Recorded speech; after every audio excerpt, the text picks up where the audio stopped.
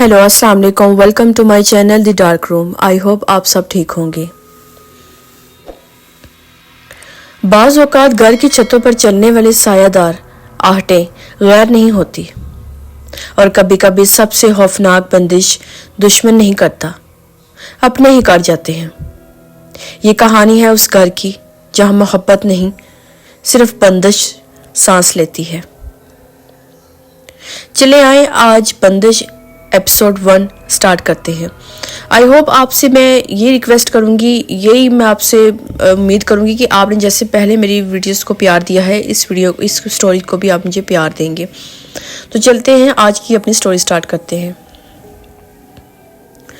आज भी इस्माइल के घर की शाम बाकी दिनों जैसी बेरंग थी। माँ, बीवी और दोनों बच्चे एक ही मेज़ पर बैठे खाना ज़रूर खाते थे, मगर उस घर में एक अजीब सी खामोशी मुस्तकिल बसती थी, जैसे दीवारों के बीच कोई नज़र ना आने वाली ठंडक हो जो घसीट घसीट कर कमरों में फैलती रहती थी। ये घर इस्माइल के वालिद का बनाया हुआ था, पुरानी तर्ज का 3 कमरों वाला। मगर अजीब बात यह थी कि दीवारों में जगह जगह बारीक दरारें नजर आती थी। वो दरारें रात के वक्त खुद बहुत फैलती हुई न महसूस होती। अक्सर राबिया कहती, ये दरारें बढ़ क्यों रही हैं? हमने तो मरम्मत भी करवाई थी। लेकिन इस्माइल हमेशा सादगी से जवाब दे देता, पुराना घर है, हो जाता है। इसी रात खाना खाते हुए छत से मिट्टी का एक जर्रा नीचे गिरा। राबिया चौंक कर बोली, काशिफ तुम ऊपर भागते क्यों रहते हो? छत कमजोर है। काशिफ ने बड़ा साफ जवाब दिया, अम्मी मैं तो ऊपर गया ही नहीं। इसी पर सब एक दूसरे की तरफ देखने लगे। ऊपर कदमों की आहटें साफ सुनाई दे रही थी, आहिस्ता, बहुत मध्यम लेकिन इंसानी कदमों जैसी। इस्माइल जल्दी से सीढ़ियां चढ़कर ऊपर गया, मगर छत बिल्कुल खाली थी। शाम की सर्द हवा चल रही थी, मगर हवा में एक ऐसी मायूस सी सिलन थी जैसे किसी ने ऊपर कुछ जलाया हो, कुछ ऐसा जिसकी महक न धुआं थी न खुशबू बल्कि अमल। वो नीचे वापस आया तो इसकी माँ हलीमा बेचैन खड़ी थी। बेटा ये घर ठीक नहीं रहा, कोई चीज है यहाँ, मुझे लगता है बंदिश है। इस्माइल ने माँ की बात टाल दी। इसे कुछ समझ ना आया, लेकिन अंदर कहीं ना कहीं एक खौफ अब भी सांस ले रहा था। रात 12:30 बजे काशिफ की चीख ने सबको चौंका दिया। बाबा रोशनी बंद हो गई, कमरे में कोई है। इस्माइल और राबिया फौरन भागे। कमरे का बल्ब जगमगा रहा था, मगर काशिफ लर्ज रहा था। बाबा अभी अभी मेरे बिस्तर के नीचे से किसी ने सांस लिया है। वो सांस की आवाज बताने लगा और इसका चेहरा सफेद हो चुका था। राबिया ने इसे सीने से लगा लिया। इसी दौरान इस्माइल को लगा जैसे दरवाजे के पीछे कोई साया हल्का सा हटा हो और लपक कर दरवाजा खोलता है, मगर बाहर कुछ नहीं होता। माँ हुक्के की राख फेंकते हुए बोली, बेटा मैंने कहा था वो बंदिश अभी भी चल रही है, वो खत्म नहीं हुई। तुम भूल गए कि तुम्हारे अब्बा ने जायदाद किस तरह छीनी थी अपने भाई से? तुम्हारे चाचा ने धमकी दी थी कि एक दिन तुम सब घर में रहते रहते बिखर जाओगे। वो बोलता था कि मुझे भी बंदिश आती है, देख लेना। इस्माइल ने परेशानी में कहा, अम्मी ये सब इत्तफाक है, बच्चों को वहम होता है। लेकिन फिर वही सांस लेने की आवाज काशिफ के बिस्तर के नीचे से दोबारा आई। सबके रोंगटे खड़े हो गए। इस्माइल ने हिम्मत करके बिस्तर उठाया, कुछ नहीं था, सिर्फ ठंडी साया दीवार, और इस दीवार में वही बारीक दरार जो हर रात बढ़ती जा रही थी। अगले दिन पूरी फैमिली अजीब कैफियत में थी।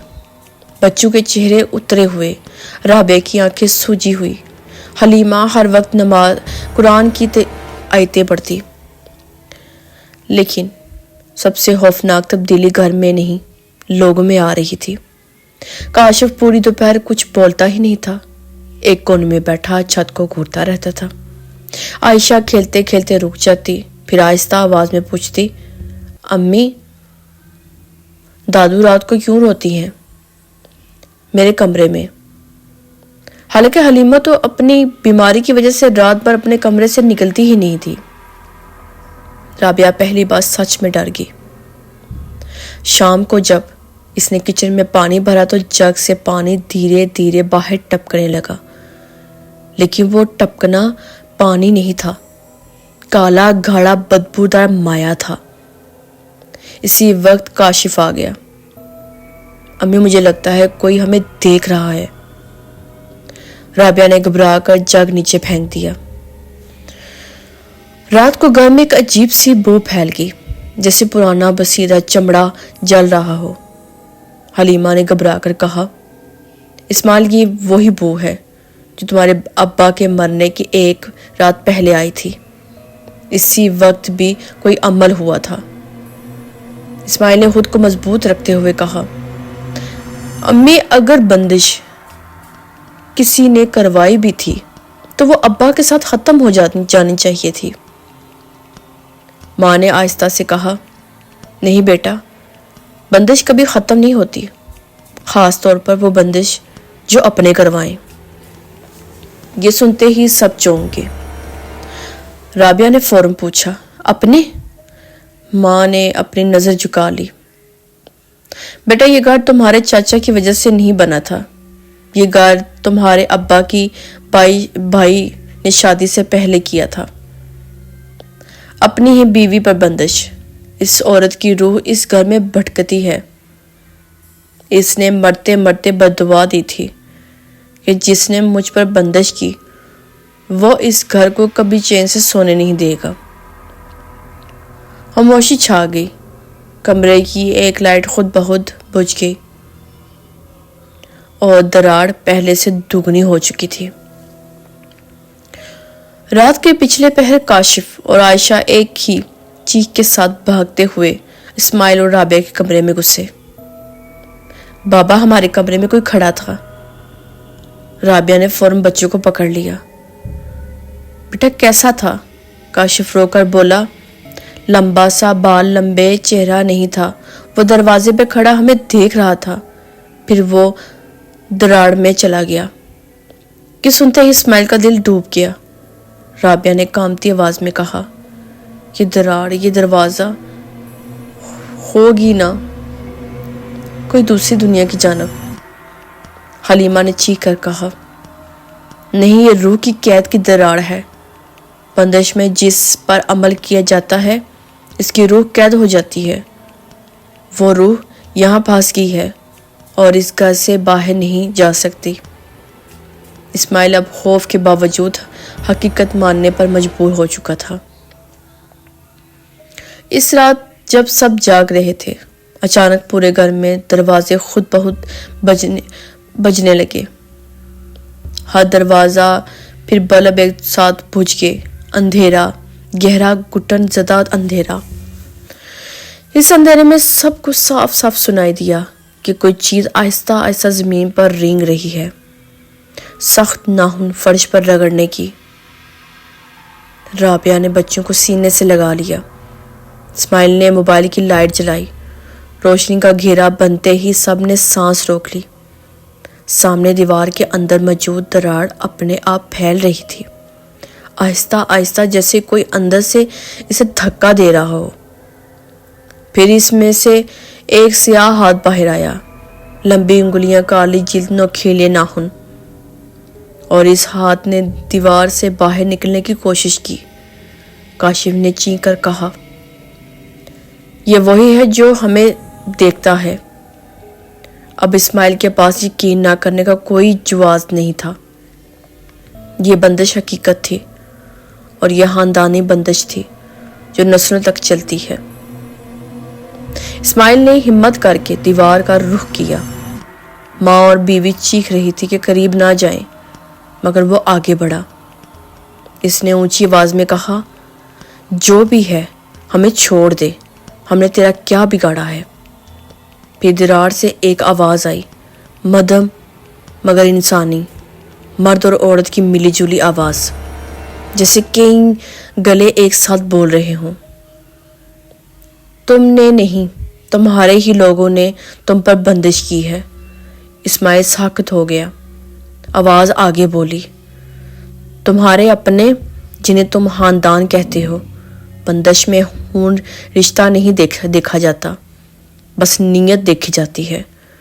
اسماعیل کے قدم لڑکھڑا گئے اور پیچھے ہٹ گیا، اور اچانک دیوار پھٹ کر ایک سیاہ سایہ باہر نکلا، پورے قد کے ساتھ، لمبا چہرہ، بغیر نقش کے، صرف گہرے سوراخ جیسے دو چشمے، اور وہ سیدھا اسماعیل کی طرف لپکا۔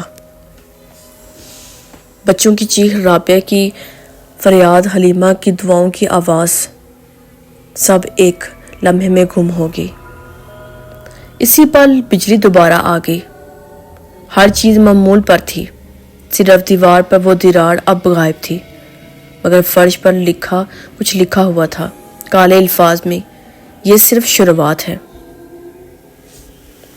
اور اس طرح سے اسماعیل کو آخر کا سمجھ آ گیا کہ بندش دشمن نے نہیں کروائی تھی، بندش اپنوں نے کروائی تھی، اور یہ بندش ابھی ختم نہیں ہوئی، بس جاگ اٹھی ہے۔ سو آئی ہوپ آپ کو میرا آج کا ایپیسوڈ بہت پسند آیا ہوگا۔ اگر آپ کو میرا ایپیسوڈ پسند آیا تو پلیز پہلے میرے چینل کو سبسکرائب کریں۔ اگر آپ ایپیسوڈ 2 دیکھنا چاہتے ہیں، میرے چینل کو سبسکرائب کریں، لائک شیئر کریں، اور میری ویڈیو اپنے دوستوں سے بالکل ڈھیر ساری شیئر کر دیں، کیونکہ میں آپ کے لیے ایسے زبردست ہارر ایپیسوڈ کے ساتھ دوبارہ حاضر ہوں گی۔ اپنے ڈھیر ساری دعاؤں مجھے یاد رکھیے گا۔ اللہ حافظ۔